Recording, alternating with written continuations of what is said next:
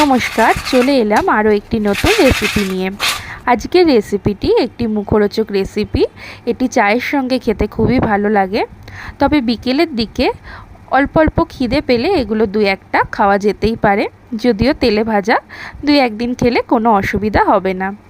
প্রথমেই আমি এখানে নিয়েছি 2 কাপ ময়দা।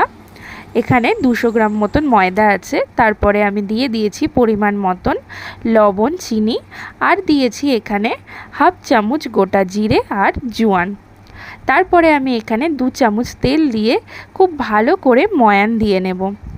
প্রথমেই শুকনো উপকরণগুলো দিয়ে আর তেল দিয়ে ময়দাটার সঙ্গে খুব ভালো করে মিশিয়ে নেব। তারপরে অল্প অল্প করে জল দিয়ে এটাকে একটা ডো বানিয়ে নেব। খুব বেশি শক্ত বা নরম এটাকে করব না, কারণ খুব বেশি নরম হলে এটা মুচমুচে ভাবটা একটু কম হবে। তাই মোটামুটি একটা শক্ত বা নরমের মাঝামাঝি ডো বানিয়ে নেব।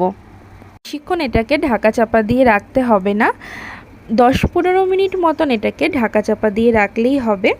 দেখুন, এখানে কিন্তু আমি খুব নরম ডো করিনি, শক্ত একটা ডো করেছি।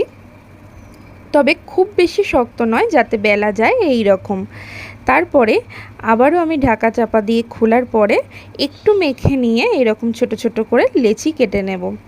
ছোট ছোট করে লেচিগুলো কেটে আমি গোল গোল করে নেব। তারপরে একটু তেল ব্রাশ করে নিয়ে আমি এইগুলোকে বেলবো। খুব বেশি পাতলা করে বেলবো না, ছোট ছোট করে গোল গোল করে বেলে নেব। তারপরে একটা ছুরি দিয়ে এটাকে মাঝখান দিয়ে কেটে দেব, যাতে লুচির মতন ফুলে না যায়। একটা একটা করে আমি এরকমভাবে বেলে নেব। তবে আপনারা চাইলে একটা বড় লেচি করে তারপরে কোনো কিছু ঢাকনা দিয়ে গোল গোল করে কেটে নিতে পারেন, তাহলে একটু তাড়াতাড়ি হবে। তবে আমার এই রকমভাবে করতেই সুবিধা হয়, সেই জন্য আমি এরকম ছোট ছোট করে লেচি কেটে বেলে নিয়ে এরকম মাঝখান দিয়ে কেটে নিয়েছি। আপনারা চাইলে এরকমভাবে একটা বড় লেচি করে নিতে পারেন। আমি দেখিয়ে দিচ্ছি।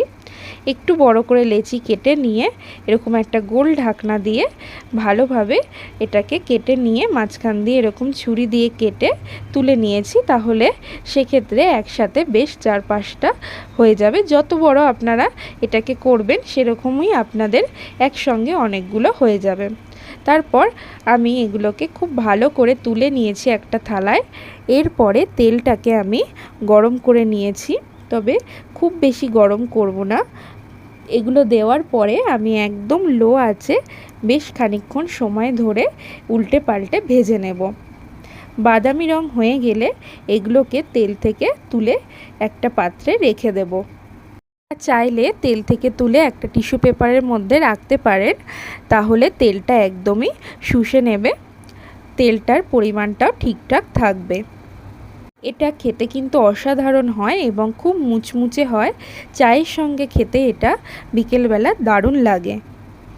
এটা খুব মুচমুচে খেতে হয়। এবং এটা যখন আমি মেখেছিলাম, যেহেতু আমি এর মধ্যে দিয়েছিলাম জোয়ান আর গোটা জিরে, তাই এটা যখন আমরা খাই তখন এটার গন্ধটাও খুব সুন্দর লাগে।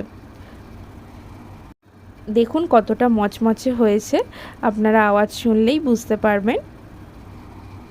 আপনারা অবশ্যই বাড়িতে এটা করে খাবেন এবং আমাকে জানাবেন কেমন লাগলো।